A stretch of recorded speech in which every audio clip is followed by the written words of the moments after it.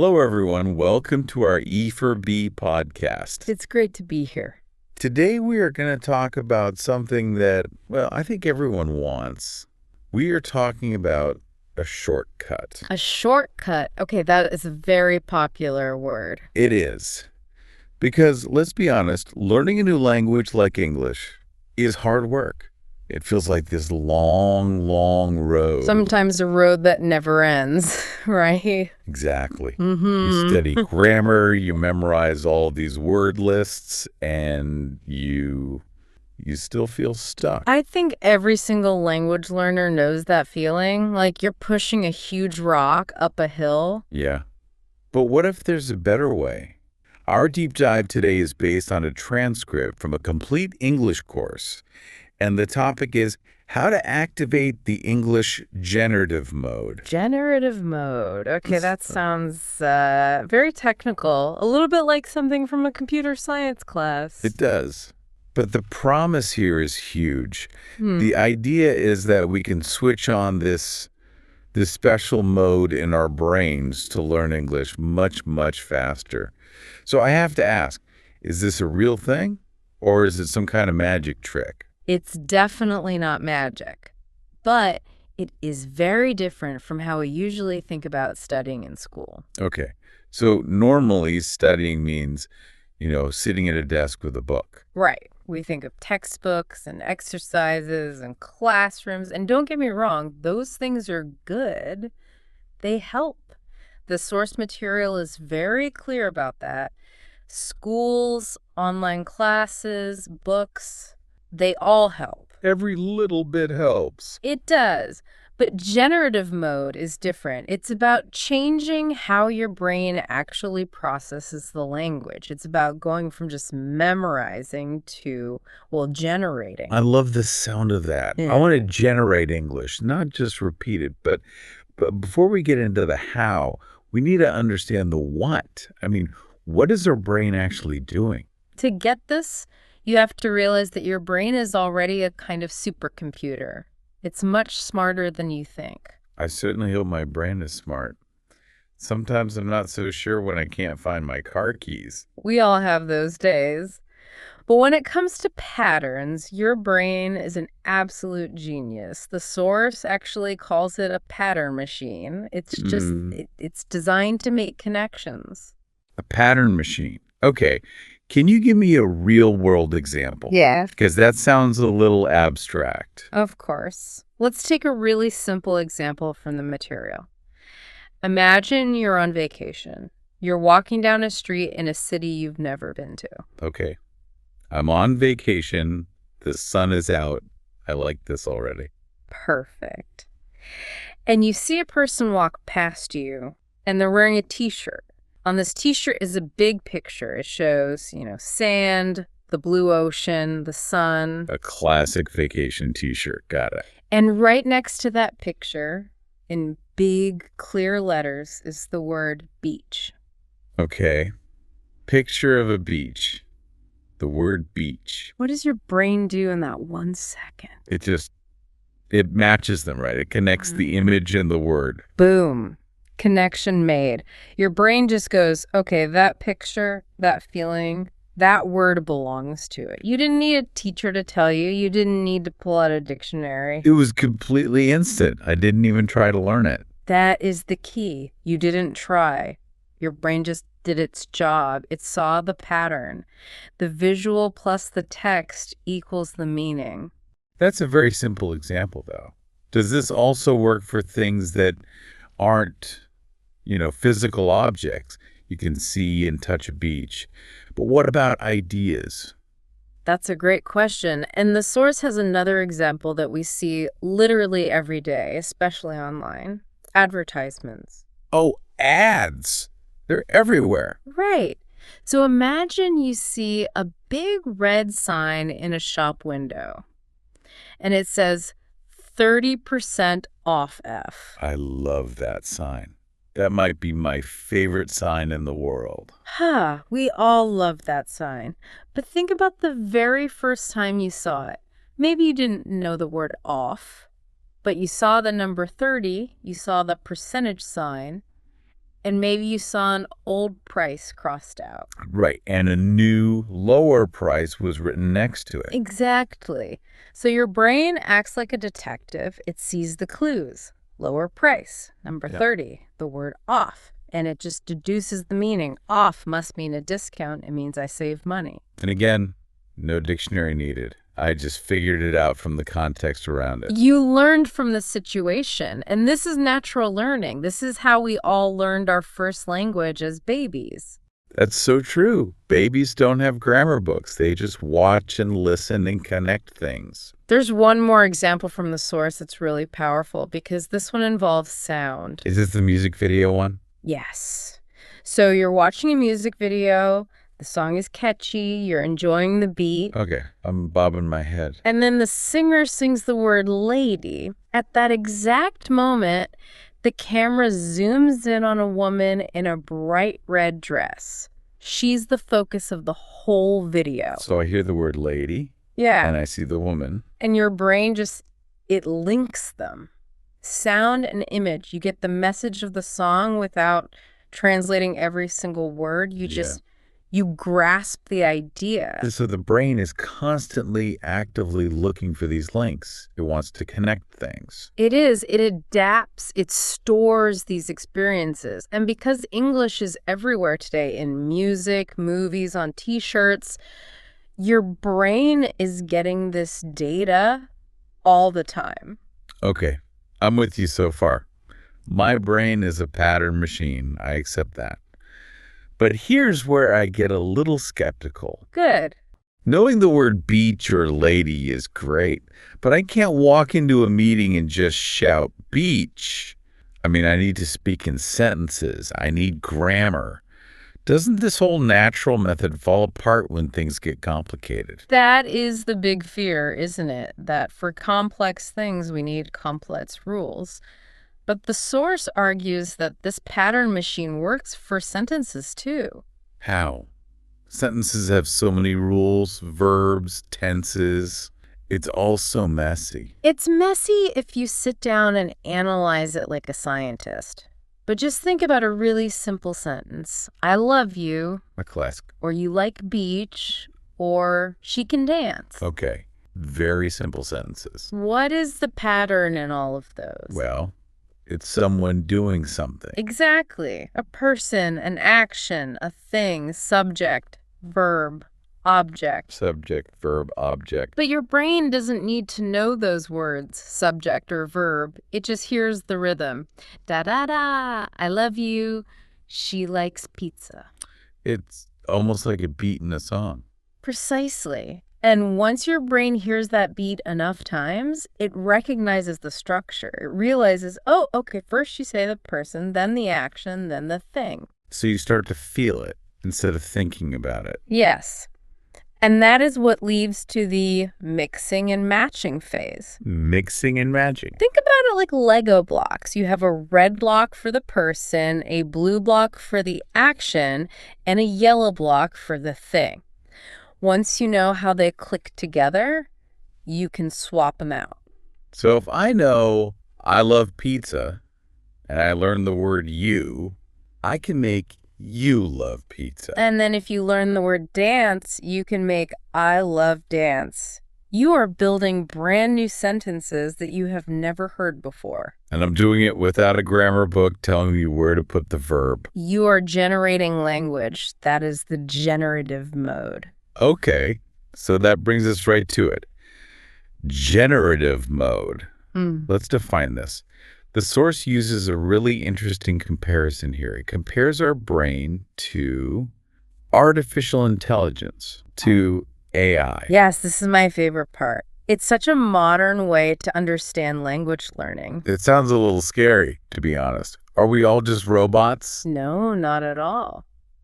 But AI programs, they were built to mimic how we learn. Okay, explain that. How does an AI learn English? Well, think about it. Does a programmer sit and type in every single grammar rule, every definition for every word? No way. That would take a lifetime.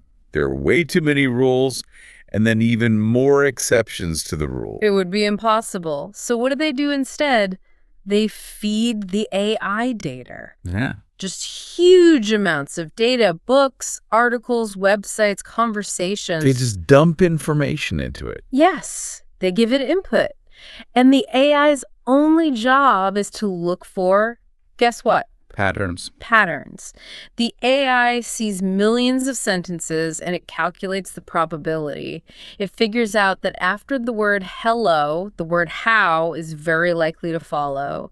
And after how, the word are is likely. So the AI learns, hello, how are you? Just because it's seen it a million times. Exactly. It generates the sentence from the patterns it found. It doesn't know a grammar rule. Wow. It just knows the pattern. See, our brains are supposed to work the same way. We are the original AI. Generative mode is just letting your brain do what that AI does. You feed it good data English input, and you let it find the patterns for you. So, does this mean if I'm in this mode, I can understand things I've never actually studied? Yes, that's the real superpower. You can figure out words you don't know without stopping to look them up. Can you give me an example of that? Sure. Let's say you know the word morning, and you also know the word coffee. Two of the most important words in my vocabulary. Now, someone says to you, I really need my morning coffee. You've never studied that exact phrase. But your brain just puts the two concepts together. Morning plus coffee. Okay, that creates a very specific image in my head. You get it instantly. You generated the meaning from the pieces you already knew. You didn't need to translate it. And that's the big difference, right? Translating versus just understanding. A huge difference. When you translate, you're always one step behind. You hear English, you stop, you convert it to your language, you think of a reply, you convert it back. It's exhausting. It's like having a really bad internet connection in your head, just buffering all the time. Perfect analogy. But in generative mode, you skip all that. You use the English you know to understand the English you don't. Your vocabulary just grows naturally. The source mentions this helps us build cooler sentences. I like that. Cooler sentences just means more natural sentences. You stop sounding like a textbook. You start putting words together in natural ways like coffee, sun, wine, good, beach. All the words the source lists. Okay, I am sold on the why. This all makes perfect sense. My brain is a pattern machine. But now we have to get to the how. The implementation, right? Yes, because I'm busy. I have a job, a family. I can't spend 10 hours a day just feeding my brain data. So how do we actually switch this mode on? The source is really honest about this. There is one requirement you absolutely cannot skip. Oh, no. I'm afraid to ask. What is it? Regularity and consistency. I knew you were going to say that. You can't do this once a week or once a month. I mean, if you only feed the AI data once a month, it's never going to learn. The signal is just too weak. You need that continuous stream. Okay. But does continuous mean all day long? Yeah. Because if so, I'm out. No, don't quit. This is the good news. The source has a secret here. Quality always beats quantity. Quality beats quantity. I need to hear that again. You do not need to study for hours every single day. Oh, thank goodness. You just need to study smart. You need to focus on what is actually useful and what is interesting to you. So if I spend 4 hours reading some boring old textbook about, 18th century farming, that's bad input. That is terrible input. Your brain will get bored, it will shut down, it won't make any connections. But if you spend just 15 minutes with something you really like, something relevant, your brain just lights up. So 20 minutes of high-quality, interesting English is better than 2 hours of boring study. 100%. The source calls this appropriate content. Appropriate content? It just means content that uses the words people actually speak. Content that's necessary for good communication. You don't start with Shakespeare. You start with how to order a coffee or talk about your weekend. You feed the machine the data it's actually going to need to use. Exactly. When the input is relevant, the associations your brain makes are so much stronger. Okay, so regularity and quality. What about the actual activities? Do I just read or just listen? The source warns against doing only one thing.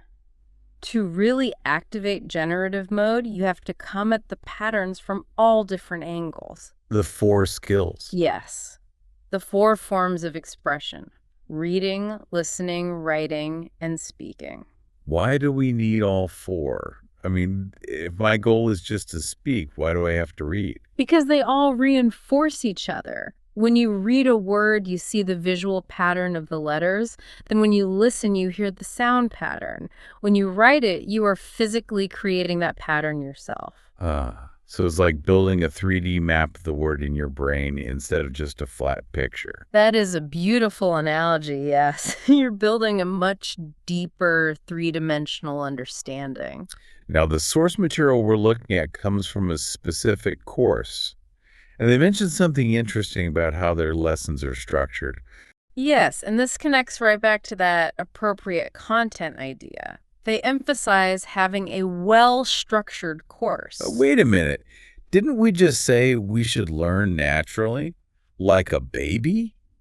Babies don't follow a structured course. That's true. But as adults, we're not exactly babies. We have less time. A structured course is like a fast track. It organizes the data in a way that helps your brain find the patterns faster. Oh, I see.